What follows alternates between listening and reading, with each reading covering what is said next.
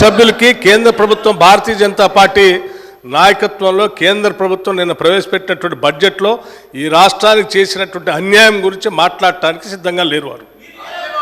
వారు దాని గురించి మాట్లాడితే కేంద్ర ప్రభుత్వానికి ఎక్కడ కోపం వస్తుందో లేకపోతే భారతీయ జనతా పార్టీకి ఎక్కడ కోపం వస్తుందో అని అసలు అంశాన్ని పక్కన పెట్టి ఆవు కథలాగా మళ్ళీ మొదటికి వచ్చి ఈ చర్చ వదిలేపెట్టి మిగతా అన్ని మాట్లాడుతూ ఉన్నారు. ఎన్నిసార్లు అధ్యక్ష నేను విజ్ఞప్తి చేసిందో 3 సార్లు విజ్ఞప్తి చేశాను.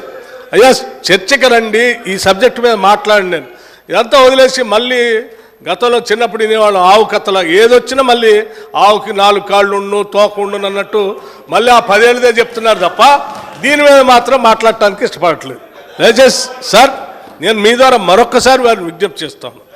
దయచేసి ఈ సబ్జెక్టు మీద మీకు నిజంగా రాష్ట్ర ప్రయోజనాలపైన ఏమాత్రం ప్రేమ ఉన్నా, రాజకీయ ప్రయోజనాలు కాదు మాకు రాష్ట్ర ప్రయోజనాలే మాకు ముఖ్యమైనవి, భారతీయ జనతా పార్టీతో మేము అంటగాగట్లేదు, మాకు వాళ్ళకి ఎటువంటి అండర్స్టాండింగ్ లేదు, చీకటి ఒప్పందం లేదు, రాష్ట్ర ప్రయోజనాలే మాకు ముఖ్యం, బడ్జెట్లో వాళ్ళు చేసినటువంటిది అన్యాయాన్ని ఎండగడతాం, సభ ఏ తీర్మానం చేసినా మేము సిద్ధంగా ఉంటామని చెప్తా అంటేనేమో చెప్పండి.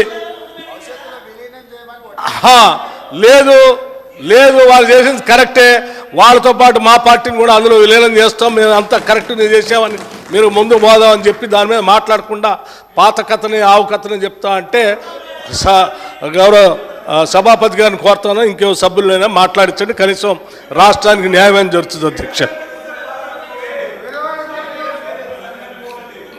కేటీ రామారావు కన్క్లూడ్ చేయండి, సబ్జెక్టే మాట్లాడండి. ఎందుకు సార్ భయం అవుతుందా వాళ్ళకు? భయం అవుతుందా? అదాని గురించి మాట్లాడితే భయం అవుతుందా? ఎవరి గురించి మాట్లాడితే భయం అవుతుందా? అంతగానం ఎందుకు భయపడుతున్నారు సార్? కంక్లూడ్ ఎందుకు చేయాలి సార్? ఇంత ఇంపార్టెంట్ సబ్జెక్టు, ఎంతమంది డిస్టర్బ్ చేస్తారు? ఎంతమంది డిస్టర్బ్ చేస్తారు? అదాని విషయంలో మళ్ళా వేరే రూపంలో రండి, సమాధానం చెప్తాం. అధ్యక్ష